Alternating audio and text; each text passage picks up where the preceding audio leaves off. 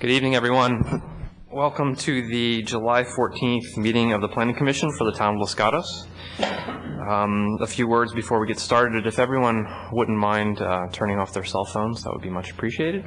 And if you do wish to speak on any item tonight, there should be speaker cards in the seats in front of you. And if you would fill them out and please bring them up to staff here on my right, your left, so that we can get you in the record and make sure we get everyone who wishes to speak a chance to do so.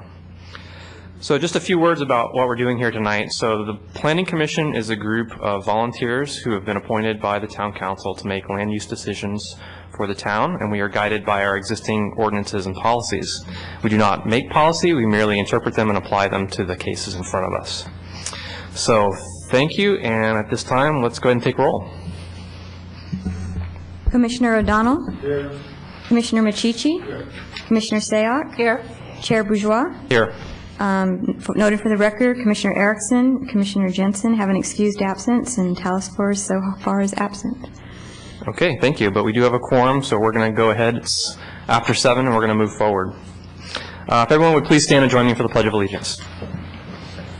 I pledge allegiance To the flag of the United States of America and to the republic for which it stands, one nation, under God, indivisible, with liberty and justice for all. Thank you. Our first item of business tonight, we have 2 sets of minutes, and that would be from the meetings of June 23rd and June 30th. Do my fellow commissioners have any comments, changes, or a motion? I'm going to try a motion for both of them, and then if someone wants to change something, we can pull one off. Great. So I'll move the adoption of both sets of minutes. As is. As is. Okay. Do I have a second? I'll second the motion. Commissioner Sack. Any other comments, additions, or changes to the motion? Seeing none, all in favor? Aye. Opposed? Passes 4-0. Written communications. We do have one desk item, I believe. We have a series of letters or emails that came in on item number 3 after the staff report went out. Is that our only desk item? Correct. Okay. If anyone needs additional time at any point to review those, please give me a nod and we'll hesitate. All right. Requested continuances is our next item. We have 2 items on tonight's agenda that have requested continuances. Does staff want to make any comments about those, or can we just move forward with a motion? You can move forward with the motion. Okay. Item number 1 is 371 Los Gatos Boulevard, which is a plan development application. This was requesting to amend the PD to allow off-site BMP units. And item number 4 was 15881 Linda Avenue and 15950 Stephanie Lane, a plan development, an EIR, and an architecture and site applications. Have any motions to continue those? All right, Commissioner I'll make a Machichi. motion to continue both of those to August 11, 2010. Second. I have a motion and a second. All those in favor? Aye. Aye. And passes 4-0. So that will not be renoticed. Is that correct? For Linda Avenue, it was advertised in the newspaper, but we held the noticing to the neighbors since we knew we would not be able to hear the matter, so that matter will be had a public notice. Okay, great. Thank you. So anyone that is here for items 1 and 4, they have been continued to August 11th. Subcommittee reports. Have we had any subcommittee meetings since our last meeting? I don't think we have. Okay, seeing none, I'll move on to verbal communication. So if anyone wishes to speak on an item that is not on tonight's agenda, this is your chance to address the commission on any item whatsoever. And I have no cards currently at this time. So does anyone wish to speak on an item not on tonight's agenda? Okay, seeing none, we have no verbal communications tonight. We also have nothing on our consent calendar, and so that brings us to our new public hearings. We'll start with item number 2. That is 15055 Garden Hill Drive, which is a tree removal permit. This is an appeal of a decision by the Director of Parks and Public Works denying a tree removal permit on property zoned R18. And can we get a staff report? Good evening, Chair, Commissioners. The project site is located at the north end of Garden Hill Drive, south of Lark Avenue. On May 20th, 2010, the Parks Department received a request to remove 2 trees. One 42-inch diameter pine and one 20-inch diameter oak. The property owner is concerned about the condition of the trees and the impact of the oak tree to the recently installed solar panels. The town arborist conducted an inspection and determined that the trees were in good health, required some routine maintenance, and did not interfere with the solar panels. The tree removal application was denied. The decision was appealed on June 4th. The property owner provided a letter of justification and an arborist report. The arborist hired by the property owner determined that the pine tree presents a high potential hazard and that the oak tree has severe trunk damage that would eventually lead to its failure. The town requires a peer review of the original tree removal application and the property owner's arborist report. The peer review evaluates the recommendations made by the town arborist and the property owner's arborist. It also evaluates whether the request complies with the town code standards of review for a tree removal permit. This peer review requires a deposit from the property owner. The property owner for this appeal chose not to proceed with the peer review, but wishes to proceed with their appeal. Staff considers the appeal application incomplete and is forwarding the appeal to the Planning Commission at the appellant's request. This concludes staff presentation, and staff is available for any questions. Thank you, Ms. Savage. Do you have any questions of staff at this time? Commissioner O'Donnell? When you say the peer review is necessary, where is that provided for? I mean, in other words, if I'm a citizen and I walk in and this occurs to me, where would I look to see that the peer review is required? It is not written in town code, but it has been common practice in town to require that peer review. Without it, we just have the town arborist review of the trees and the property owner's arborist. Thank you. Let me add the policy of the town. We have consultants provide reports from the applicant, as in for geological reports, arborist, and traffic reports. We have the town's special consultants review those reports. It's an independent review of those reports. And so if I can just clarify this, so what we have in essence is two different expert opinions on the same item, and so the peer review is to resolve that conflict for the commission, or whoever would make that decision. Correct. Okay. Commissioner Machichi? Yeah, I noticed in the appeal and permit the tree removal permit, the writer indicated that the oak was healthy and not interfering with the solar panels.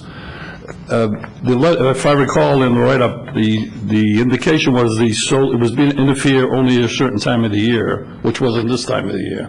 Did the individual who did this inspection confirm that the sun wouldn't interfere with it during the latter part of the year?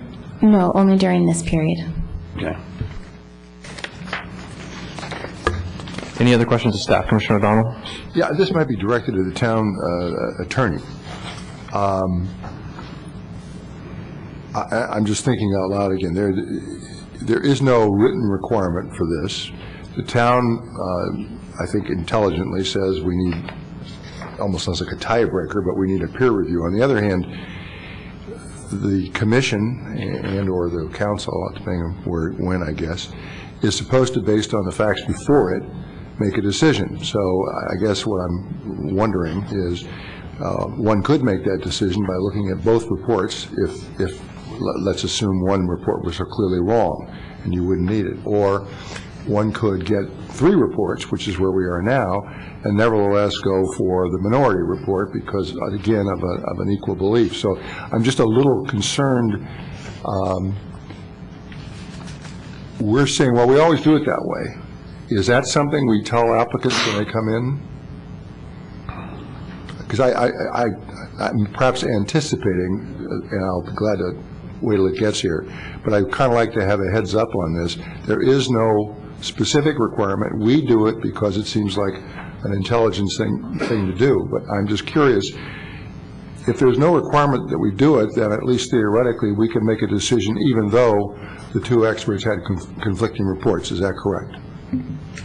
Theoretically, yes. While there isn't a express requirement for a peer review, what the staff is faced with in evaluating that decision, as the commission would be, is two essentially experts disagreeing, and in that situation, from an evidentiary standpoint, to support whichever decision, it's best to have that third set of eyes. It's like a review appraiser, if you will.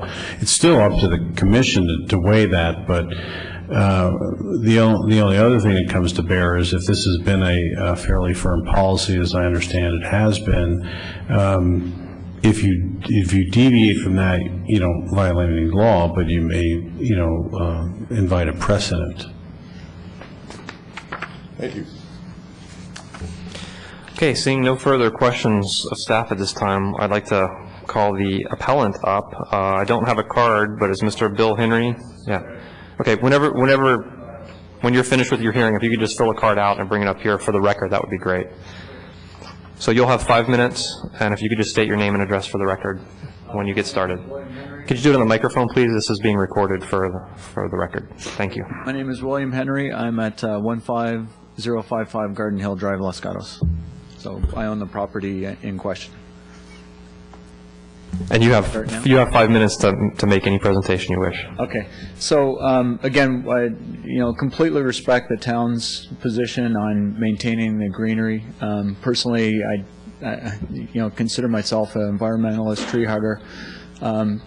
Would prefer to leave everything in place in the property if I felt that it was the right thing to do. Now, in this case, so there's 2 trees in question. We want to separate them. That's fine with me as well. The tree out front of the house is the one that is basically blocks the solar panels that we had installed during kind of the winter season of the year. And my request is not just to out and out remove the tree. It's that I would like to replace the tree, right? The tree that's in place does not lose its leaves. So during the winter season, the leaves essentially create a shadow that keeps the solar panels from doing their job. As backup, I've basically got energy reports that I get from a monitoring service every month. In the summer, the solar panels produce the carbon offset equivalent of 10 trees. In the and again, I have the monthly rates. In May it was 9 months. In April is 8 trees. And then when I get into months like January, February, where I know that where I saw the panels in shadow, I get about 3 trees worth of carbon offsets. So again, considering what's good for the planet, it's not good for the planet that the trees are shading the panels. It's effectively cutting the benefit of those panels in half. So what I'd like to do is put a tree in that's deciduous, that provides cover in the summer, drops leaves in the fall, and not shading the panels. Again, to do the right thing. With respect to the tree that's in the back of the property, it's a pine that's very similar to pines in the area that have blown over in previous years' winter storms. We're on a property where the trunk is on an area that's sloping, and the tree itself is leaning in toward the house. And I think the pictures in the report that we provided, give a good indication of that risk. Again, in our opinion, it's a risk. It's a liability, and so we wanted to put the request in to remove it, so we can remove that liability.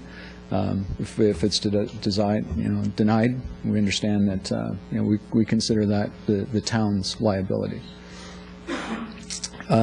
If there's any questions, that's what I wanted to present. Okay, thank you. Commissioner Machici has a question. What direction does the front of your house face? The front of the house faces east. East? The oak tree is basically on the south side of the property, and again, it's kind of directly south of the garage where we've installed the panels. And the information you have that indicates less of energy is being produced, have you submitted that to the plan?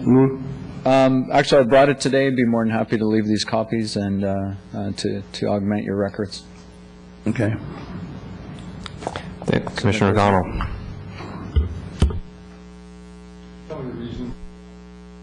Could you tell me the reason why you did not get the peer review? Well, I guess one was the expense. The second was the delay. It just, you know, we hired an arborist, you know, just to get I think an unbiased opinion, and we felt that was sufficient. You know, one of the other interesting things was when the town arborist was out for a tree that we had previously had removed. When he saw it, you know, the other tree at the front of the house, he said, you know, that thing does not look healthy. You know, we'll be back for that. You know, so to have them come out later on and then, you know, deny the request, I thought was a little weird. Now, in the meantime, again, we took efforts to try and save the tree. So we had arborists out to deal with some of the distress that it was facing. We saw some improvement, but and you know, did the recommended pruning, or had the arborist do the recommended pruning and everything. So we tried to look after it, but in essence, we still have a report that suggests that, you know, the tree will eventually fail based on the injuries it's You have two specific reports. One's on the pine tree and one's on the oak tree, and they're both by harbor experts. I'm trying to get an order of magnitude here. Obviously, we're not experts on trees. We've got a town arborist that tells us one thing. We've got your arborist that tells us something else. Obviously, it would be easier for us if we had the peer review. Mm-hmm. On the other hand, I'm sympathetic to cost, but since I have no idea, for example, what you would pay for that. You did pay for both of these arborist reports. Mm-hmm. I don't know whether they were broken down, but it sounds like, in particular, you're concerned with the oak tree for the blocking of the sun. Yeah, my higher priority is on the oak tree out front. But right. Could you give us an indication of what are we talking about here? And why didn't you get it? Is it $1,000? Is it $100? What is it? I believe the estimate was for $1,100. That's helpful. Thank you. Commissioner Stack. The question I have concerns the pine tree. So the town arborist, the summary of his inspection says that the pine tree needs light trimming only. And looking at what your arborist provided, his description of the tree conditions, there's nothing that specifically refutes that a trimming would help the pine tree. In your conversations with the arborist, did he see this, and did he have comment on whether a trim would be sufficient to save the pine? Well, so actually, we had previously done some trimming on that tree. Again, the concern we have is just the angle that it's leaning on. You know, we feel, or you know, we fear that it would, you know, be at risk during a heavy storm. And again, the angle of the lean toward the house it just seems like it's a liability. And a follow-up to that, so with the maintenance that you have done with the tree, have you been able to notice any improvement with the leaning? No, not at all. Okay, thank you. Any other questions for the appellant at this time? I have no speaker cards. Why don't you stay put just for a second? I have no speaker cards. I have a lot of people in the audience. Does anyone here wish to speak on this item? All right, seeing none. We normally give the appellant a chance to rebut anything, but if you want to take anything to make some closing remarks, that option's available to you. You don't have to. Okay. No, again, thank you for the opportunity to present this appeal. Thank you. Okay, I'm going to go ahead and close the public input portion of the hearing, and I'll turn it over to the commission for questions of staff, comments, or a motion. Commissioner O'Donnell. I just have one question at the moment. I'm looking at the permit section for staff use only, and if I read correctly, the name written in Robert Mulder. Could somebody tell me, the inspection was conducted by Robert Mulder. Can somebody tell me his qualifications? He is our town arborist, and he's a certified arborist. Okay. Thank you. Yes, Commissioner McKee. Yeah, the applicant indicated that this tree was looked at before by a town person. Was there an application at that time, or was there any record of that? There was no application of the tree that they're requesting to remove today, but there is record of a tree removal permit request in the past for a different tree. Previously? Yes. But is there a record of what he wrote at that time? There is no record, but verbally I was told that it was in the same condition where it was healthy enough to survive. Okay. And was it the same individual? Yes. Commissioner Sayak.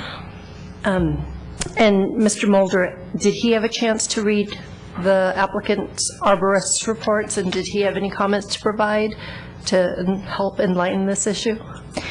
He did have a chance to review the property owner's arborist reports. He chose to respect their findings of those trees. He chose not to comment against those findings, just as a respect of their profession. But he did provide some additional comments just to emphasize his previous review that the trees do appear healthy. There is a concern about potential failure for any tree, but routine maintenance and routine trimming can reduce that potential failure. Reduce it. Yeah, Commissioner Sayak. This is more procedural. So the options in front of us tonight are to either approve or deny the appeal, but could also one of the options be to send it back for a peer review if we feel that we couldn't basically decide which arborist of the two we should follow?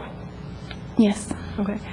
And because I'm going to share this, one of the things that I heard was expense, which I completely empathize with, but also was delay. And so if one of the things that we decided was to send it back for a peer review and have the staff make that decision based on the peer review, that would help alleviate the delay issue, because we have the option of not having it come back to us. Is that correct? You would still need to have the appeal heard, because it is an appeal of the decision of the town arborist. You would just use the findings of the consulting arborist, whether it was, depending on which direction it went, you would just need to review all three recommendations and make a determination. To clarify that would be if it's continued, right? If we denied it and it went back to staff and the peer review happened, would it still need to come back to the Planning Commission? Yes, it would. Okay. Commissioner O'Donnell? Following up on what Commissioner Sayak said, I'm respectful of the fact that spending $1,100 is not something any of us would like to do. On the other hand, we're put in almost an impossible position. We have one man says it's black and one man says it's white, and we're supposed to make a decision, and we're not arborists. And the town attorney says we have a precedent, we've done it for a long time, and if we vary from that precedent now, we ought to have a good reason why we're doing it. I don't have that good reason, other than sympathy, and I don't think that ought to make the decision. So I just share that with you to see if anybody disagrees with that and would like to tell me why. I see nodding heads in agreement. I don't know if you want to turn that into a motion or... Yes, I'll make a motion. I'll make the motion that we deny the appeal and uphold the decision of the town. Do we have a second? That would be for the reasons that I just stated, by the way. Correct. Yeah. Okay. Do we have a second to that motion? Commissioner Sayak? Motion. Do we need to make any additional findings beyond what's already been stated? If you want to make a finding that it's denied, but without prejudice, if they do get the peer review, that it can come back. I certainly would incorporate that in my motion. And the seconder? Absolutely. Yes. Okay. Any other comments on this item? Seeing none, I'll call the question. All those in favor of the motion to deny the appeal, say aye. Aye. Opposed? Zero. Passed. The motion to deny the appeal passes 4-0. This decision is appealable to the town council. There is a fee for filing the appeal. The appeal form is available upstairs in the town clerk's office, and it is 10 calendar days from today. Great. Thank you. Yes, you could bring that up. Thank you. Okay, that brings us to item number 3, and I would like to, before we get started here, just state that I see a lot of people in the audience, and I only have one speaker card, so this includes the applicant. If anyone wishing to speak tonight on this item, please bring a card up. That would facilitate things. Thank you. So item number 3 is 303 and 305 North Santa Cruz Avenue. It's a conditional use permit U-10-009. And the applicant is requesting approval to expand an existing restaurant, increase the number of seats, modify the hours of operation, and allow full alcohol beverage service on a property zoned C2. And can we have a staff report? There is a desk item for this project, and copies are available in the lobby if anyone wishes to view the desk item. The project is located at the west side of North Santa Cruz Avenue, approximately 600 feet south of Los Gatos Saratoga Road. The property is surrounded by commercial uses in all directions. James Randall Restaurant is located at 303 North Santa Cruz. The existing conditional use permit, or CUP, allows a quality restaurant with beer and wine service and outdoor seating. The restaurant wishes to expand into the adjacent commercial space at 305 North Santa Cruz. The proposed project includes a request to increase the maximum number of seats to 36, to modify the hours of operation to be 7:30 a.m. to 12 a.m. 7 days a week, and to allow full alcoholic beverage service. 3 town policies provide guidance in the analysis of this application. The first is the standards for outdoor restaurant seating. The standards require a physical separation between private and public property to prevent passing or carrying alcoholic beverages outside the restaurant seating area.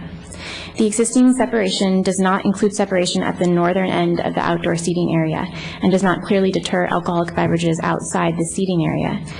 If the Commission finds merit with the project, staff included a recommended condition of approval that requires a physical delineation or barrier to be installed in a manner that allows access only through the restaurant and thus prevent carrying alcoholic beverages outside of the outdoor seating area.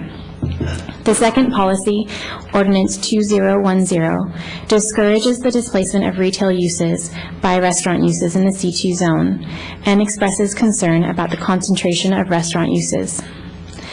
Approval of the subject project would allow an existing restaurant to expand into a commercial space previously occupied by a retail use.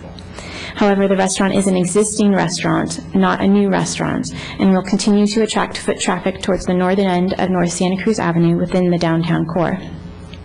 The proposed restaurant expansion includes a service bar, but does not include the commercial kitchen expansion.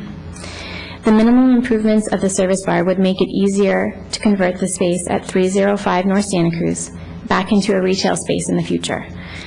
However, restaurant space is limited in the downtown, and once 305 North Santa Cruz is used for a restaurant use, it is unlikely to convert back to retail. The ordinance does not provide a numerical value for a maximum concentration of restaurant uses in the C2 zoning district. A map of the downtown illustrating the location of restaurants is included in the staff report. The final policy is the Alcoholic Beverage Policy, or ABP. The policy provides assurance that the hours of operation will be regulated for a variety of reasons, including proximity to residential neighborhoods and concentration of alcoholic beverage serving establishments within one area. The ABP's general policy contains 8 requirements. This application is subject to requirements 1 and 4 through 8.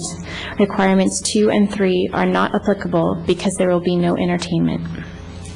Requirement number 1 states that the town shall continue to strongly discourage new applications for standalone bars or restaurants with separate bars. Although the proposal does include a dining service bar, the proposal does not include a separate bar. The applicant's letter of justification explains that the service bar will be a service bar only, and therefore this requirement is met.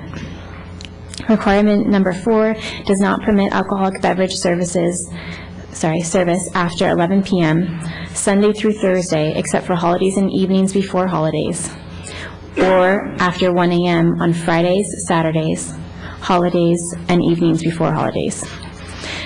The policy allows existing establishments with conditional use permits in good standing with operating hours later than those just listed to continue under those existing approved operating hours. The project does not meet this requirement because the proposal includes the request to operate until 12 a.m., 7 days a week, and the existing conditional use permit requires the restaurant to close at 10 p.m. Additionally, the police department has general concerns with alcoholic beverage service after 11 p.m. and recommends that alcoholic beverage service cease at 11 p.m. Staff included a recommended condition of approval to restrict the hours of alcoholic beverage service to be consistent with the alcoholic beverage policy and the police department's recommendations. Staff is amenable to a subsequent review of the CUP to determine if later hours for alcoholic beverage service are appropriate. If the Planning Commission finds merit to allow service until 12 a.m. on the days allowed by the alcoholic beverage policy after 1 year, staff recommends a 1-year review condition be included on the project as included in your staff report. Requirement number 5 states an establishment serving alcoholic beverages is subject to 5 provisions related to alcoholic beverage service. The project meets this requirement. Requirement number 6 requires the deciding body to make specific findings to approve an application to serve alcoholic beverages after 10 p.m. Number 7 defines a meal, and staff of the existing CUP requires meal service with alcoholic beverage service. Staff recommends this condition remain if the subject application is approved so that the restaurant continues to comply with this requirement. Requirement number 8 allows alcoholic beverage service in the outdoor seating area if adequate separation from public areas is provided, and our recommendation for separation was previously discussed. The project can be conditioned to comply with the alcoholic beverage policy and the standards for outdoor restaurant seating. Based on the proposal's inconsistency with Ordinance 2010 discouraging the displacement of retail uses with restaurant uses, staff must recommend soft denial of the project. However, staff also feels that if the town were to develop a policy that identifies when exceptions to this ordinance may be appropriate, the location and characteristics of this application could support an exception, since it is an expansion of an existing successful business, is located outside the downtown core, and may further encourage foot traffic along that area of North Santa Cruz. If the Planning Commission finds merit with the proposal, it should consider the conditions recommended by staff, specifically those regarding the hours of alcoholic beverage service, hours of meal service, the 1-year review, and the outdoor restaurant seating separation. This concludes staff presentation. Staff is available for any questions. Thank you, Ms. Savage. I appreciate the detailed staff report. Any questions of staff? Commissioner Machichi.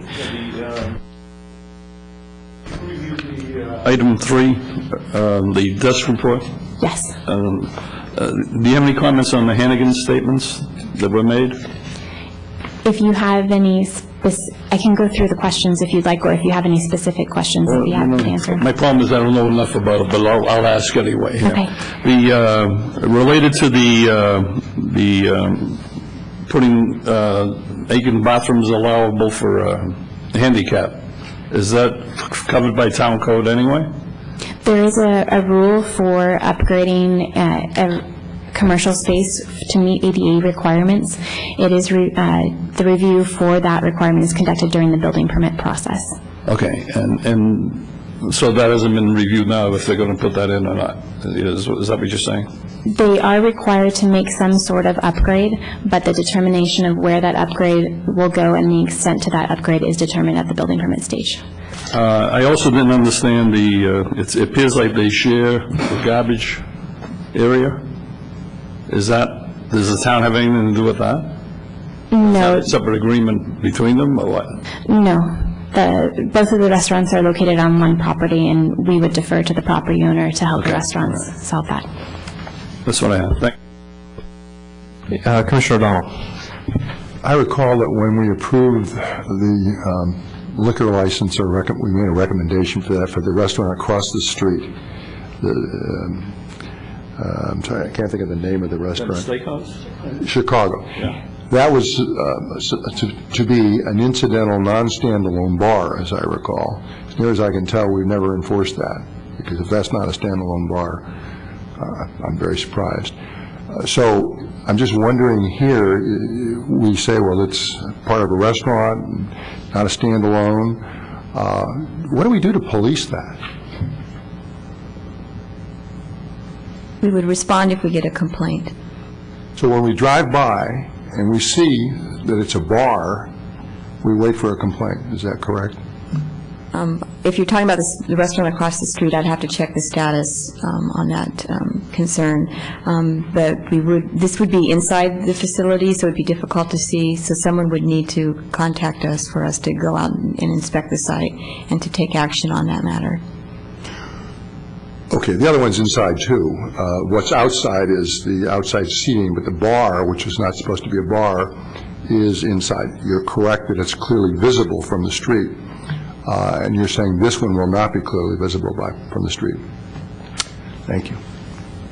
And if I could follow up on that, because Commissioner O'Donnell hit on what I was going to ask. I'll wait for staff to. I noticed in condition 11, there is a statement that says it will be, I can get the wording right, a dining service bar is allowed. I was wondering if there's a way to, is that a standard service industry term? Do we clearly know what that is? Can we possibly make that condition a little more explicit? And maybe we can get to this during commission discussion, but I just wanted to. And staff will work on revising that condition. Great. Thank you. Okay, do we have any other questions of staff at this time? Seeing none, I will bring up the applicant, and I believe Brenda Hammond and/or Greg Stowers will be representing the applicant. So together you will have 5 minutes. State my name, Brenda Hammond. My address is 18131 June Court, Los Gatos. Thanks for taking the time to review the application. I really appreciate it. There are a lot of reasons why Ross and I, my son, my partner in the business, applied for the expansion. Our existing restaurant is, the total square footage is about 1,100 square feet, and the existing actual dining space is about 500 of those square feet. It's basically you walk in the door and you're in the middle of our dining room. We don't have a proper amount of space to greet and receive our guests and check them in our reservation system, and that does kind of pose a problem. It's a bit because it's so tight in the space.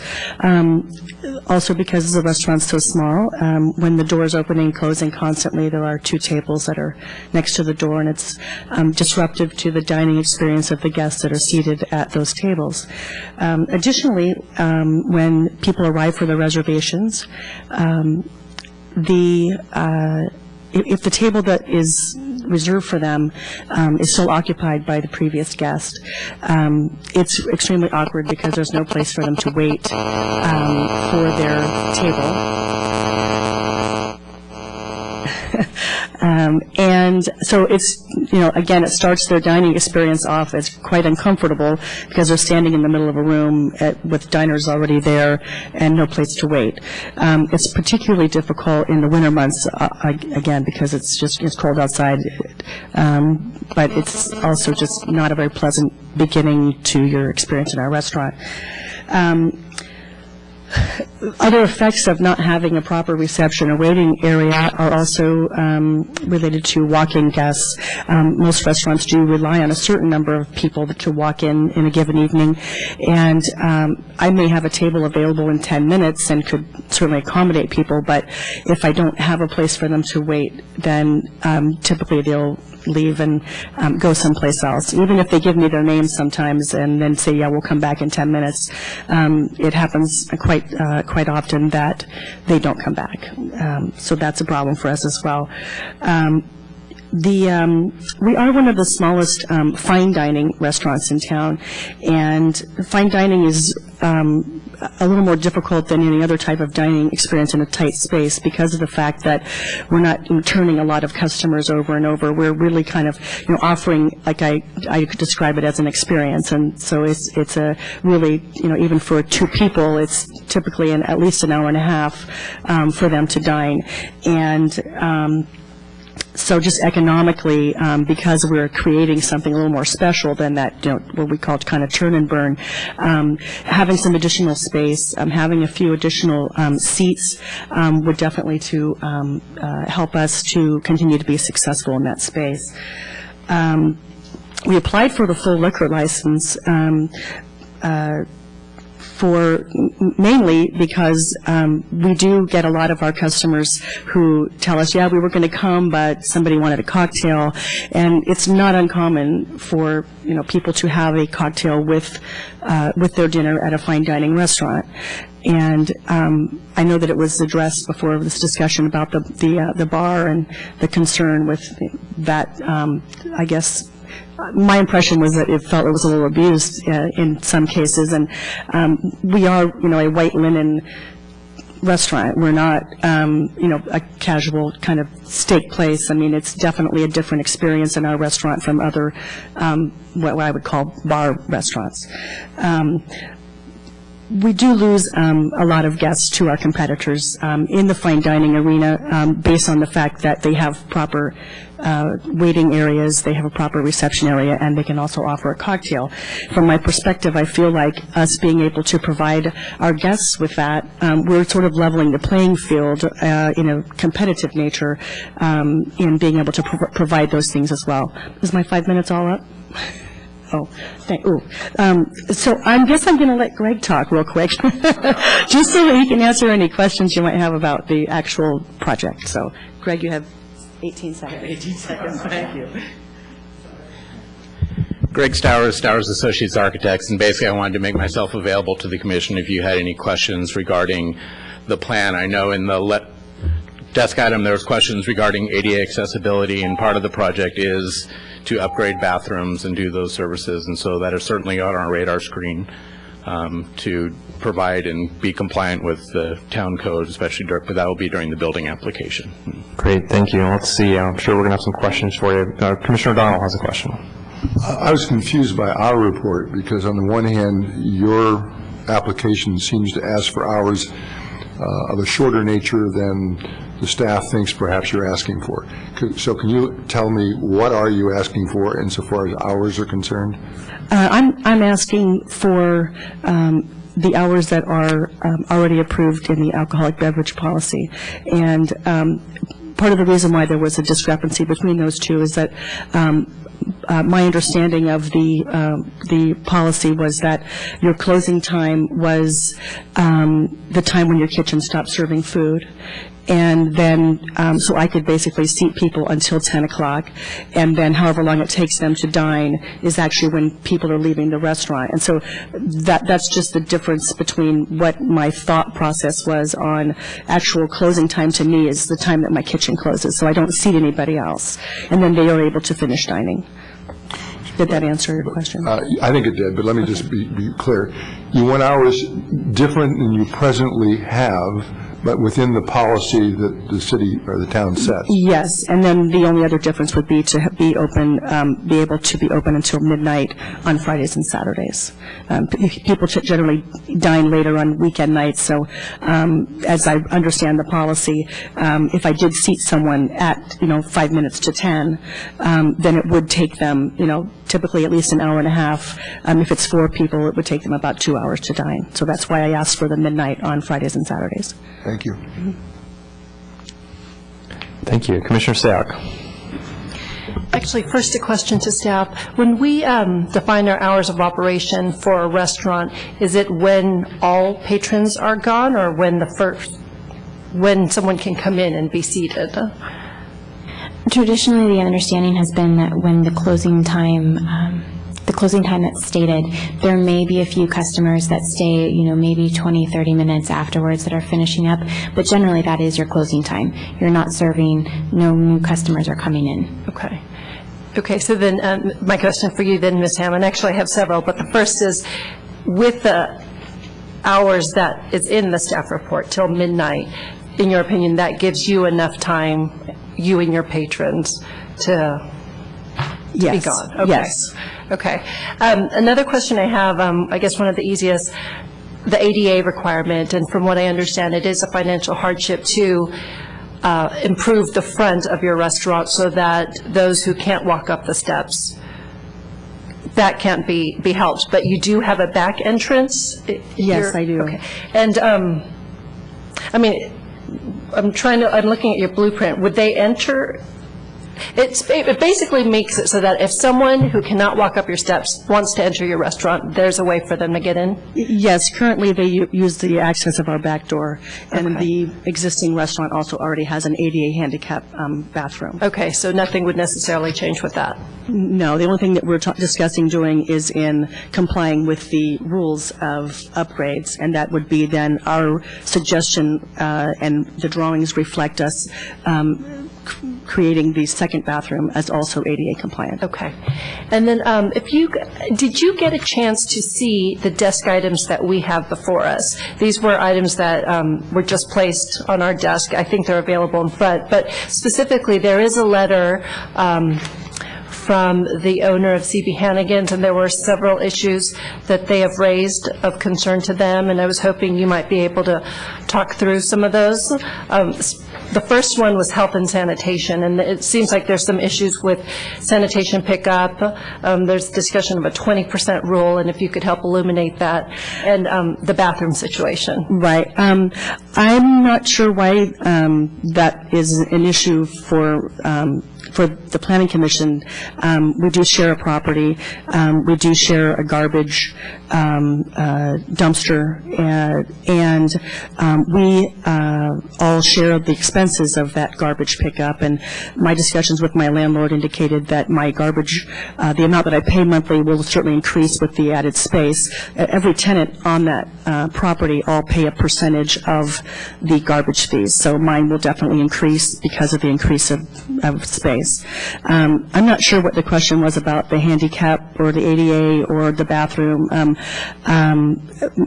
My guests use my restroom, and I can't really answer why they're questioning that. And as far as the 20% rule, that's the compliancy requirement. So 20% of whatever money as a cost that goes towards your project has to be spent on ADA upgrades, and that's been incorporated into our project.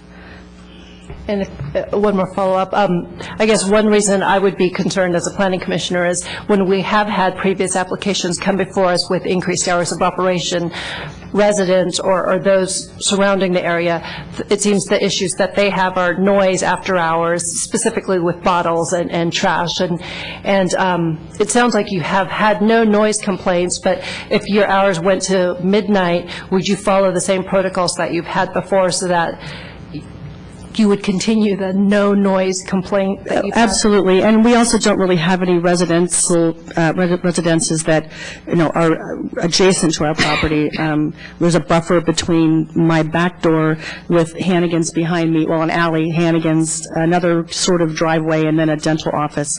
The closest home is pretty far away, and I haven't had any complaints. And we're a fine dining restaurant. We're not really all that noisy, so. Thank you. Okay, no other questions? I have a question. I'd like both of you to address it too. It's about the standards for outdoor seating and the proposed condition that staff is recommending about delineation. I want to see, first of all, Ms. Hammond, if you had any comments on that, and then I'd like to maybe hear Mr. Stowers talk about what that would look like, what sort of design ideas he would have. So basically, the requirement is that the entrance to the patio has to be only from inside the restaurant. So the idea would be that we would use the front door of the expansion space at 305 as the new entrance to the restaurant. And then in order to access the patio, you would have to then enter the restaurant and then exit out the existing front door of 303 in order to gain access to that patio. Okay, and then maybe from a design perspective, are you considering doing something different, or would it just be a reconfiguration of the planter boxes? Well, I can actually answer that. Okay. It's actually kind of a reconfiguration of what's existing. My thought process was to incorporate, I prefer more landscaping type of separation as opposed to a metal fence or something like that. And so my thought process was to take that and secure that based on kind of connecting planters and then raising them about, I think it's about 7 inches. I believe you move those seasonally, is that? Well, during the winter, I don't have an outdoor patio. Right, so- I do lose that. And so it's really a non-issue in the winter. It's really only a summertime issue. But yes, we just move them up closer to the building, and I remove the furniture and take it up and put it in storage. And so that process would continue, it would just be a different configuration? In the winter? In the winter, you would Well, in the continue winter, to... the patio goes away, Yeah, so there that's is what I'm no... saying. You would continue to take that out and move it out of the sidewalk during the winter. It is my intention to do that, yes, and I'm hoping that, I'm not a designer of these things, but that is the intention, is to have that be something that could possibly be movable, but if you want it moved, I'm happy to do that, but if it ends up it's really difficult, then to move that, might still actually be there, so. Okay. Thank you. Any other questions? Okay, seeing none, thank you very much, and we'll move to public input now, and you'll have a chance to rebut at the end. So I have a number of speaker cards. You'll have 3 minutes to speak, and then we'll ask questions if we have any. The first speaker is Mr. Bill Leonard.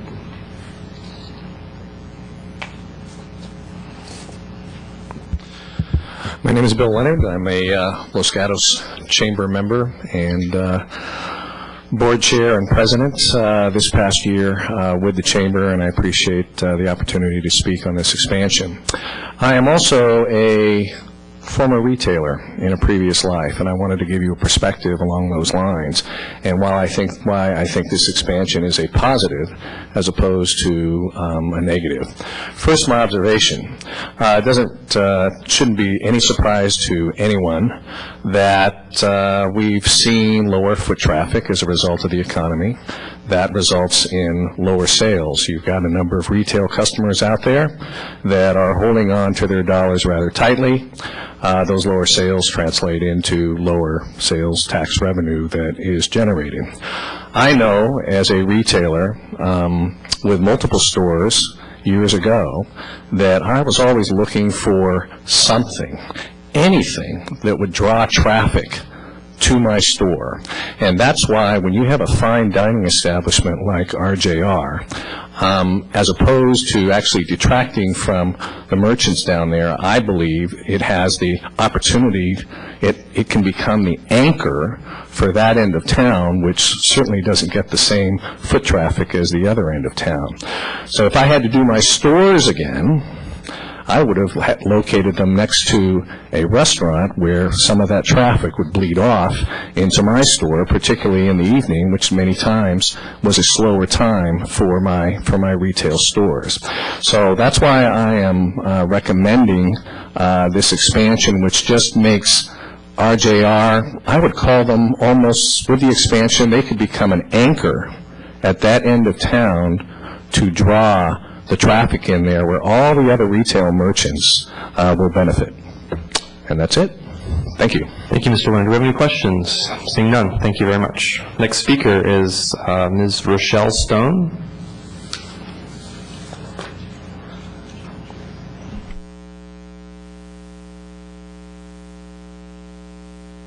Thank you.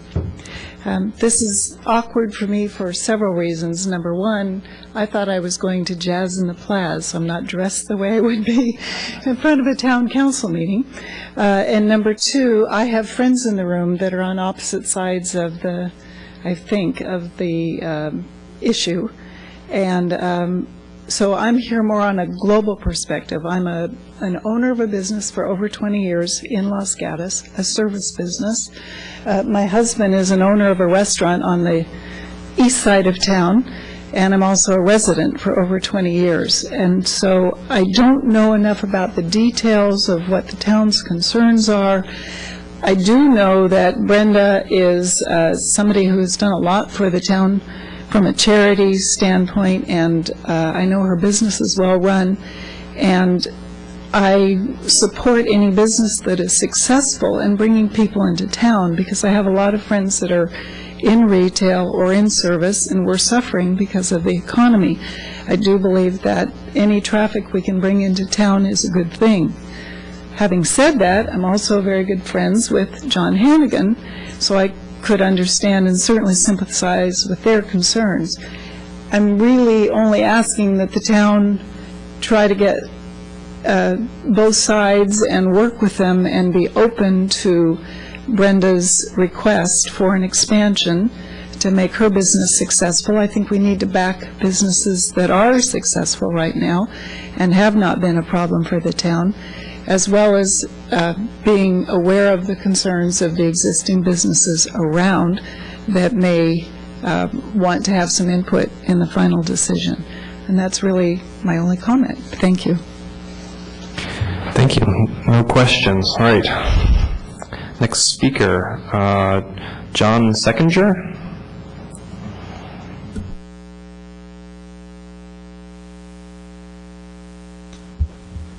Thank you to the council for giving me the time. So before I start, I would just like to ask, would it be all right if I could get everybody in the audience who's supporting this tonight? I don't know if they're all going to get a chance to speak, to be able to stand so that the council could see what support we might have. So if you're here in support of this, whether you're speaking or not, could you please stand? Thank you. Thank you very much. So I'm not going to speak from a business perspective. I guess I'm going to speak from a heart and soul perspective. My wife is she's a good soul, and she's been a member of the chamber.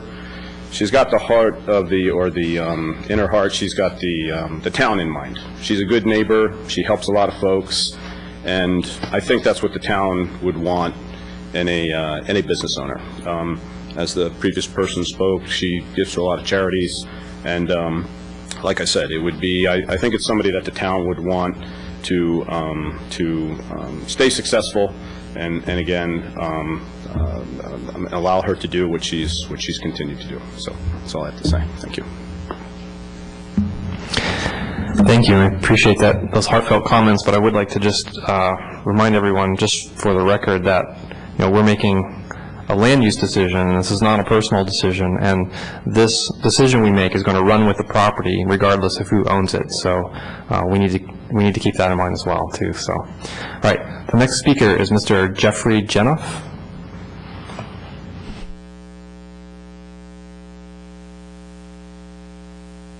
Thank you. I'm a Los Gatos resident, one that spends a lot of time eating downtown, so this is an exciting project for me. But I think we want to focus on page 9 of the staff report, section I, which is conditional use permit findings. And I think if you look at those 4 findings, you have to agree that the project is going to comply with those 4. And just to go through those quickly, number 1, the use is definitely desirable because it increases, revitalizes that northern section of the downtown. It also brings tourism to the town. It improves the character, improves the dining choices, all these things that are favorable to a downtown. So I think number 1 definitely it complies with. Number 2 is the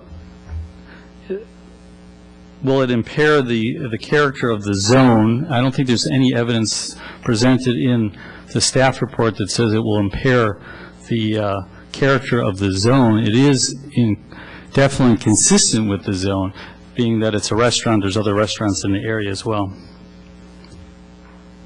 Number 3 is the use will not be detrimental to public health, safety, or general welfare. Once again, it certainly is not. I don't think there's any evidence in the staff report that says it would be. This is not the Black Watch. This is a fine dining restaurant. So I don't think it would certainly be hazardous to any public health, safety, or welfare. And number 4, is the proposed use in harmony with the general plan and the purposes of the town code? Certainly the quality of life is an issue there, and this does nothing but improve the quality of life. It provides more dining choices. It improves the character of the community to have fine dining restaurants. We've already lost Traverse, which was a fine dining restaurant, and you want to have more of those. It raises the standard in the community. I'm also a board member of Los Gatos Museums of Los Gatos, and our mission is to improve the cultural diversity of the community, and this adds to that, certainly. So I'm definitely in favor of it, and I think it meets all four of these categories. And if it meets all four of these categories, I think the commission is bound to approve the proposed use. Thank you. Thank you. Seeing no questions, I'll move on to the last speaker. So if anyone else wishes to speak, please submit a card now. Mr. Stuart Ferguson. Cards are in the back of the seats, thank you. Good evening, Commissioner and staff. I've been a resident of Los Gatos for over 15 years. I've always lived in the downtown area and frequented retail and restaurants in the area. So I just wanted to share with you 4 thoughts. The first one being about the foot traffic, which has already been addressed, that to bring that foot traffic down to that end of town. And just last weekend at Second Saturdays, we were actually on the other end of town dining, and we specifically went to James Randall because we'd been there before on Second Saturday, and we stopped by Williams-Sonoma and a couple other locations throughout town on our way there. So I think it's important to understand that we can drive some more foot traffic down to that location. The second thing is I've consulted in the restaurant and hospitality industry and also in the retail industry, and it's really difficult in the small space, as Brenda had shared, that they have 500 square feet. And it's really important to understand that to have additional space for either the wait or the bar or for additional tables, it's really required in a business to, help them continue to be successful. And then I also think that the third thought is that just additional jobs that can be created and being brought into town. I don't know exactly what their business plan is, but I do believe that it will be an increase in some jobs. And then the fourth thing, and I have been involved with Brenda and Ross in their business from the standpoint that I've asked them several times to donate to different charitable donations, and not only have they brought themselves and their staff to be part of our event, but they've also donated services like a chef for the evening type of thing, which is a direct expense that goes to the bottom line of their business, and they willingly have done that for different charities within the organization or within the town. So those are my thoughts this evening. Thank you. Any questions of the speaker? Thank you very much. Okay, we've got a couple more cards coming in. Next speaker is John Hannigan.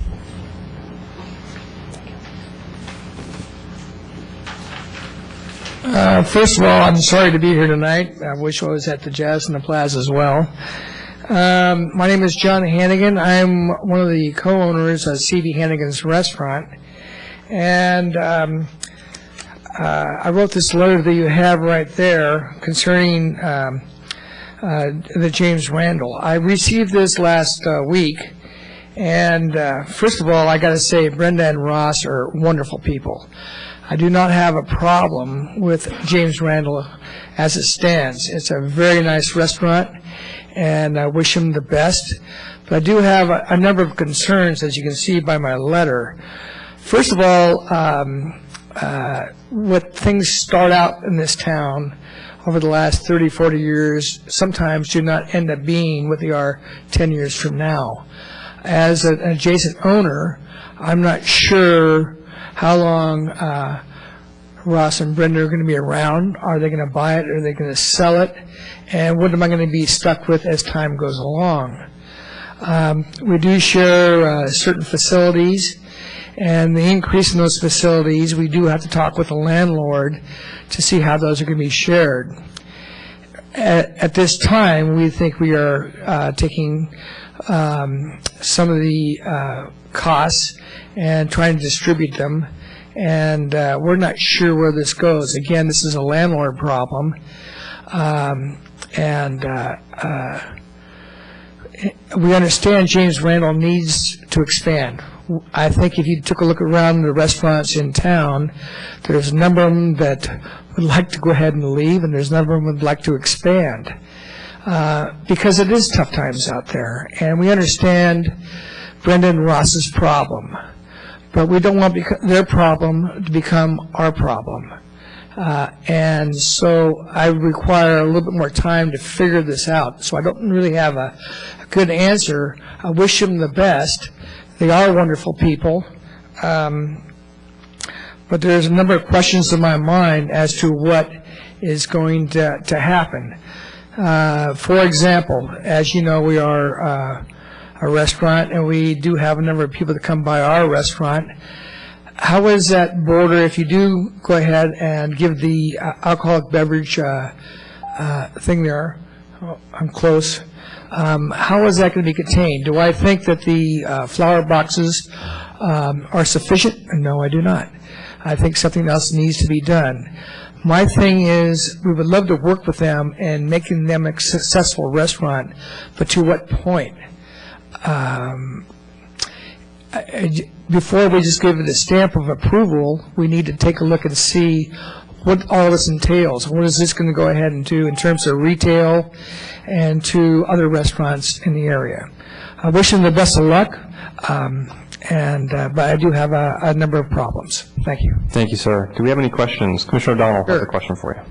Did you sit down and talk to your neighbors about this? I did. I talked to them. I just found out about this last week, and I wrote the letter, and I sent the letter to them and to the owner of the property, Bert Millen, and we sat down yesterday, and we agreed to disagree on certain events. From our point of view, retail is good, and the places that were there before were good, but things change. And we agree that James Randall is a wonderful thing to have. We just don't know if that space, whether they have that particular space, maybe we're here next year wanting to increase that space. Well, I think we just need a little more time to talk this through, because I'm not sure what the answers are. We all have a problem. The economic times are tough, and we understand where they're coming from, but we don't want to go ahead and add to the problems that we may have. We'd much rather go ahead and work together in some way as opposed to being against each other. Does that make sense, Tom? I guess. Yeah, thank you. I don't either. Do we have any other questions? Commissioner Sayoc. Sure. Mr. Hannigan, I'm curious to, you made a comment that you didn't think planter boxes were sufficient for the outdoor alcohol. That's correct. Could you just expand a little bit more in your thinking on why you think it is not? When we had a similar problem, let's just, I don't want to pick on James Randall. I would much rather pick on any restaurant or pub in town, including our own. When we met with the chief of police to go ahead and expand our operation 20 years ago, we did think of the idea of planter boxes. And from his point of view, he wanted a 5-foot brick wall so nothing can pass from one end to the other. So that's what we did. Now, is a planter box going to go ahead and prohibit people from passing drinks out to the sidewalk? I would much rather go ahead and work that out between James Randall and ourselves and the police department than try to figure out how high a planter box should be. And that's my opinion. Follow-up question? Yes. Actually, I'll wait till Commission discussion. Yeah. Okay, thank you, sir. Anything else? That's it. Okay, thank you. All right, and the last speaker, and I'm sorry I'm having a little trouble with the last name, is it Chris Benson? Benson. I'm Johnny's partner at C.B. Hannigan's, and right off out of the gates, I'd like to echo what Johnny said as far as we have gotten along with, and we want to continue to get along with Brenda and her son Ross as far as being a successful operation in the town of Los Gatos, and especially in this business climate where things are tougher than they've ever been. Our concerns are not the necessary granting them of what they're asking for, but under the parameters of how they're going to exercise the policing of what they're going to do in terms of not just selling alcohol, as long as we agree with the fact that they should be able to serve alcohol with respect to their guests, that would like a cocktail and that kind of thing. But, the other parameters are, there's waste involved, there's what are you going to do as far as cleaning your mats. The going in thing is really, really good, and I applaud them for wanting to expand their use in that respect. But all the stuff that happens afterwards, which you have to address, if they are immensely successful, which we hope they will be, we already have a real tenuous situation with respect to the fact that we're sharing the garbage, the cleaning of the mats, the deliveries, all those kinds of things. And those are the things we want to look at before we just launch into saying, hey, you guys are great guys and great family, which they've been. And they've been great neighbors, and we've communicated with them, and we want to continue to communicate with them. But we want to look at the long run, not the short run. And those are our concerns. Any questions? Okay, thank you, sir. I have a quick question. I don't want to put words in your mouth, but what I'm understanding is you're not necessarily opposed to the expansion of the use, but your concern sounds like they're in the execution of the day-to-day, how that operates. Is that a fair assessment? Exactly. And when you're applying for an expansion of your use and you're going to be open until 10 or 11 o'clock, why are you serving alcohol until 12? What is the definition, as far as the town's view is, in terms of your ability to serve alcohol?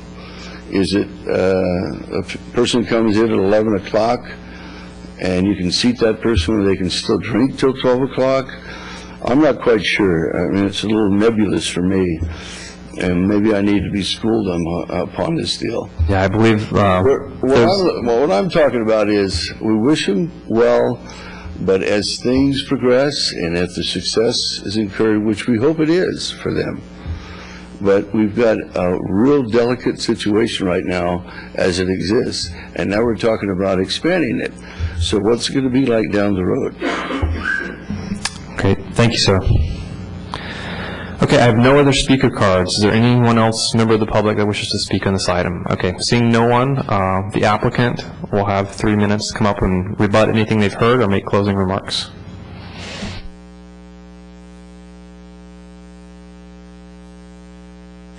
I'd like to address some of the concerns expressed by my wonderful neighbors over at Hannigan's. He did discuss some issues with access and deliveries, and basically the distributors that I use that would be increased deliveries would be concerning. I'm assuming now I'm adding another item that I'm ordering from a vendor, which would be vodka or cranberry juice or whatever. And those particular items come from 2 distributors that I currently already use and purchase wine from, so they're already making a delivery to my location anyway. It's the same number of delivery trucks pulling up. They might be delivering additional merchandise, but there's not going to be an influx of new vendors coming to my location because they already exist there. I wanted to discuss a little bit about the particular block that we're on, and part of the reason why I feel like it's a good fit for us to have an additional presence in that particular block. And part of the reason why is I feel that the scale of that block and the scale of the businesses there really lends itself to a larger scale. And what I mean by that is that there's large banks and larger buildings in that particular block, and whereas when you go further downtown, there's this breakup of smaller facades on the street. I know one thing that's really important is in that walkability and not breaking that sort of visual focus that people have, which is why you don't want too big of a space in parts of your downtown to encourage shopping. But this particular block already has these very large buildings, and my building would still be fairly small in comparison to those, so it's not going to make a visual impact or an impact on scale and on that block. And the other thing is just Los Gatos is really a very unique town, and we do love living here, of course, and owning a business here. It's a unique town, and unique mainly because of how particular we are in, what uses we do allow, but part of that is also the uniqueness of the actual businesses and the people that own them. And that's the one thing I feel that is a real fit for us in Los Gatos, because we are a family-owned business. We take great pride in what we do, and I just feel like that everything that's been brought up as far as a concern doesn't really have that much validity to it, because we are a responsible business owner. We don't have police calls to our location as a result of our customers, and I don't understand why there would be an assumption that we would in the future. It's fine dining. We're not a bar. We don't have an intention of being a bar, and I feel like it's a great project and a great addition to the town to have us expand. Thank you. Do we have any last questions of the applicant before we close the public hearing? I do have one. Kind of hearing the Commission's concern about a standalone bar. Now, alcohol beverage policy states very clearly that we want to discourage new standalone bars, and perhaps we feel we've been burned a little bit on some other places. Yeah. Would you object to a little bit clarification or stricter language in the conditions stating exactly what a dining service bar is, and that it would not be serve as a standalone bar? I don't have any problem with that. Okay. Great, thank you. Seeing no other questions, I'm going to go ahead and close the public hearing. And Commissioner O'Donnell. I just have a question to staff. As the chair pointed out when we began this evening, it's one thing when we don't have a concern for an applicant, but it's another thing when we realize that the conditional use permit will run with the land, so that if 5 years from now you've made so much money, you retire and go away. And somebody else comes in and they have a totally different business, but it is a restaurant, we worry about that. So I guess you've said, and I have no reason to disagree with this, that this is fine dining, which doesn't mean that other restaurants which aren't fine dining don't have good food. It's just a different idea. I'm just wondering, is there anything we can do with the use permit in saying it's a restaurant use to get across the idea that it's a kind of restaurant use or not? Because I feel very comfortable with the concept of fine dining here not causing problems. If you went away and somebody came in and perhaps it wasn't quite such fine dining and it was more revolving around the bar kind of thing, which we've seen, then we wouldn't feel so comfortable. So I'm just asking staff and the town attorney, is there any way we can condition this to feel more comfortable about the kind of restaurant, i.e. fine dining? Condition number 3 does include a definition of what an explanation of what the approved use is. In this case, it's a quality restaurant, and the town code includes a definition of quality restaurant. Would you refresh my recollection? What is that? Of course. It means a restaurant of high quality with turnover rates usually of at least 1 hour or longer, generally do not serve breakfast, may not serve lunch, but always serves dinner. I thought one of the comments here was, and I don't know this, does this restaurant serve breakfast? Not currently. But it has. A previous restaurant use in that space. Not this restaurant. Correct. So, okay, so you're saying that condition kind of does meet that fine dining? It's intended to, yes. Right, all right, thank you very much. Thank you. Commissioner Matici. Yeah, kind of a follow-up question to staff on that. As I recall, two things I'm going to ask. The CUP goes with the property, that's true, but if it isn't used in, say, a period of time, does it have to be renewed then by a new owner? If it's not used after a certain amount of time, it ceases to be valid. So it doesn't go with the land if it ceases within a certain period of time, if they're not using it within that period of time? Right. Is that right? Correct? Correct. Okay. Understanding that now, one time there was a policy, as I understood it, where there was the town tried to balance retails and restaurants in a certain location. Can somebody redefine that for me again? I don't recall the exact. They used to want to keep a balance of the amount of retail stores and the amount of restaurants. Perhaps it's the ordinance that is included in the staff report, but you can correct me if I'm wrong. The policy specifically discourages displacing retail uses with restaurant uses. And in that same ordinance, it speaks to a concern about the concentration of restaurant uses and the desire to keep the existing balance of uses within town. The existing balance? Yes. Okay. So hypothetically, if we had 50 retail places and 50 restaurants, this now would go 50-49. Is that correct? Because we're eliminating a retail place. Yes, hypothetically. Hypothetically, right. And that's why in the staff report, the staff analysis pointed out, in weighing this, and this is what the commission will go through, is it's unlikely that it'll turn back to retail, but by not making it a separate kitchen and bar, it has some potential to turn back to retail. But those are the kind of, exactly that ordinance. But based on the policy, right. my statement's correct, it's 50-49 right now. It will go 50-49, right? Correct. All right. This is a forward look around. I know recently there's been an application for a restaurant where the existing CUP has run out. I happen to know that, okay. If they come and apply for CUP at this time for a restaurant, that would now make it 51-49? Would that be allowed is what I'm asking. If the CUP for a restaurant that hasn't been used in a while that you're referring to has not lapsed in validity, then it would not add an additional restaurant. What if it has lapsed, though? Then yes, it would be considered a new restaurant. So under my example here, and then...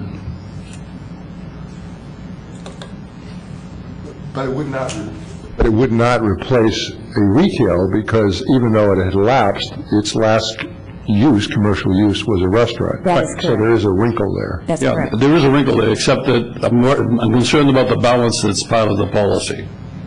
What's to do to this balance now? Is that person going to have a problem because of the balance aspect of the policy? You mean the hypothetical? Yeah, the hypothetical.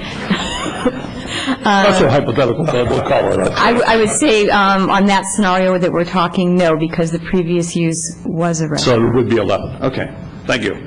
And if I could clarify, I believe we're talking about ordinance 2021, and I would recommend the first paragraph is basically the meat of the content, and it doesn't discuss specifically, it just says too many restaurants concentrated in the C2 area would displace retail uses. So it doesn't say maintain a specific ratio. Just as a matter of course, in the last 11 years, we've come across a couple of times where that balance was enough to throw out a CUP. And they use the term, the equal balance, to stop a CUP. So that's why I was concerned about it. Commissioner Even O'Donnell. though it doesn't state it. Commissioner O'Donnell. This, however, I take it from both the way it's drafted and what staff has said, is not a rule. It is something for good cause. We could say that's very good, we took it into consideration, but here we think the facts would justify this use. So I guess I'm directing that to staff, if I could wake them up over there. Did you hear that? I'm sorry, you were busy at the time. Correct me if I'm wrong, but I think you're speaking about the mix of uses and if it's a good... No, I'm just simply saying, no matter what it says that we've all read and we're familiar with, it is not an ironclad thing. For good cause, we can say, we think it's a great policy, but it doesn't have to be followed here. That's all I'm saying. Well, actually, if you find for good cause, you would be following the policy, because the policy is really looking for you to give the town council your best advice. And if you, as a commission, feel that the restaurant in this location, or this expansion of this restaurant in this location, is not going to be deleterious to the town or to the mix, that can go in size or location, all those things. You're just really advising a town council, but you wouldn't be violating the policy or making an exception. Thank you for that clarification. Commissioner Sayak. Question to staff regarding the alcohol policy. So it's my understanding that the police department has reviewed this proposal, and that it was at their suggestion that we limited alcohol service to 11 o'clock. Is that correct? That's part of it, and then in addition to that, the alcoholic beverage policy does limit the hours of operation Sunday through Thursday to 11 p.m. 11, okay. So the second part is, did they also review the layout, specifically the outdoor seating and the planter boxes? And if they did review it, they felt comfortable with the way that separation is from the public portion of the sidewalk? They have reviewed the plans, and they are comfortable with the planters providing separation. Okay, thank you. Okay, any other commission comments, questions, or discussion, or a motion? Commissioner Sayok. Okay, I'll go ahead and make a motion then. I move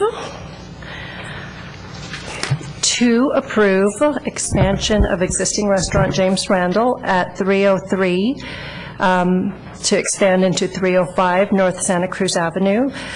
Part of the motion is to increase the number of seats, to modify the hours of operation, and to allow full alcoholic beverage service on the property. I can make the findings that the proposed project is categorically exempt pursuant to Section 15301 of the California Environmental Quality Act. That's contained in Exhibit 2 in the staff report. I can also make the required findings as required by Section 29.20.190 of the Town Code for granting approval of a conditional use permit. Those findings, again, are contained in the staff report and are listed in Exhibit 2. Can also make the required findings in Section 4.B of our redevelopment plan for Central Los Gatos. Again, those are in the staff report and in Exhibit 2. And can also make the required findings as required by our town's alcoholic beverage policy to approve the conditional use permit to serve alcoholic beverages after 10 o'clock. Those findings, again, are in the staff report, and the deliberations that the council had just made, the commission had just made, as well as the testimony from the staff, from the audience, excuse me, I'll also include in the record. So this motion is to recommend the approval, and I would like to make sure that with the recommendation of this approval, all the conditions that staff had requested, specifically those regarding the hours of alcoholic beverages service that was suggested by the police department, for the hours of the meal service, the one-year review, and the outdoor restaurant seating separation are included. Thank you. And just to clarify, the motion was to recommend approval. She said that at the end. Yeah. so- I just wanted, for the record, I wanted to We heard it. clarify that. Do I have a second for the motion? I'll second it as stated. Okay. Commissioner Matici seconds the motion, the recommendation for approval. Excuse me. Yes. We have one correction to one of the conditions we'd like to include in the motion. Please. And if you also wanted to include that condition about Yeah. that service bar. Condition number 9 incorrectly states 12 a.m. as the ending of the hours of operation, and as noted in the staff report, staff actually recommends that say 11 p.m. Then secondly, in addition to your question to revise condition number 11, staff is proposing that the last two sentences state the following: the use of the dining service bar shall be limited to beverage preparation. No seating, beverage service, or food service is allowed at the dining service bar. Thank you. Does the maker accept those two changes to the motion? I do. And the seconder? Yes. Commissioner O'Donnell? I have a question on that language. When you say seated at the bar, I'm trying to visualize this. This is a waiting room. Put your microphone, please. Thank you. This is a waiting room, so I assume they'll be serving drinks to people seated in the waiting room? Are we saying they can't do that? They're required to serve meals with their alcoholic beverages. So patrons waiting to dine at the table should not be receiving alcoholic beverages prior to meal service. Well, I'm not sure. I personally, the thing I've had trouble with before is a bar, where we said that wasn't going to happen, and the next thing I know, people are literally sitting at the bar, and I think clearly not waiting for dinner, versus a waiting room where people are waiting to be seated to tables. I would have no objection to people having a drink while they're waiting for their table to open up. I just don't think we'll have a standalone bar. And the reason I say that is I want to make sure how the maker of the motion feels about that so that I can determine what I'm voting on. If I could clarify really quickly, because I understood that to mean you could not sit at the bar. I mean, there are designated seating areas on the plans that are waiting areas, and I think that's different than sitting at the bar. So was that the intention of the... Your intention is correct, but the second part of that is that the condition specifically says that alcoholic beverage service is permitted only with meals. And, sorry. But if someone is going there for a meal and they have a glass of wine while they're waiting, I think we've approved that in the past. Well, we've had this discussion Yeah. many times, and it is confusing, because we say, this is not a bar, this is a restaurant. You can have a drink, if you're waiting for dinner, you can have a drink with dinner. And of course, the question always arises, somebody comes in, says, I'm going to have dinner, has a drink or two, and leaves. Well, you can't arrest them. But I do think it's our intention, at least, to say that if somebody wants to come in and have dinner there and wants to sit in the waiting room while they're waiting for the table, they can have a drink. And I would not support language to the contrary. So the commission is looking for an alternative that basically says it is a true service bar with no patron service at the bar, seating or standing by patrons. So if a server wants to go up to the bar to get a glass of wine for somebody waiting to eat, that's okay. But you don't want people standing or or helping themselves. Is that okay? We will change the condition that way. Do we need to hammer that out now and read the language, or? Well, I think we have it. I have it. Okay. However, a dining service bar with no patron service, seating, or standing is allowed to prepare beverages to be served with meal or to patrons. Does that capture the... Through servers? As we're crystal clear that when somebody's waiting for their table, if they have a drink at the waiting room, it's okay. But not standing at the bar or sitting at the bar, that's the one thing that's clear in my mind when it becomes a bar. And I would agree with that. Do you have something else you want to add? We'll forward that comment on to council. We'll make that very clear in the report to council. Okay, great. The only other thing I was going to add that we had discussed from a staff standpoint is, and it's up to the commission if you wanted to add this, but given the good dialogue apparently has occurred between the neighbors, you may want to encourage the neighbors to meet with each other before the council meeting, and the council will see that encouragement if you decide to do that. I think we would all highly recommend that from an operational standpoint that the neighbors meet and try and hammer some of this out before the council meeting. So is the maker and seconder okay with the modified language on item 11? Yes. Okay. Any other further comments? Seeing none, I'll call the question. All those in favor of the recommendation for approval, say aye.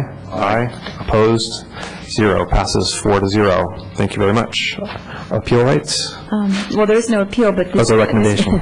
this matter will be scheduled for a town council meeting. Tentative date is August 2nd. This matter will be renoticed. Great, thank you. Moving on, we have no continued other business, and that brings us to new other business. Report from the Director of We Community have no Development. report tonight. Commissioners, any commission matters? Commission matters? Nope. Seeing none, we're adjourned. Thank you.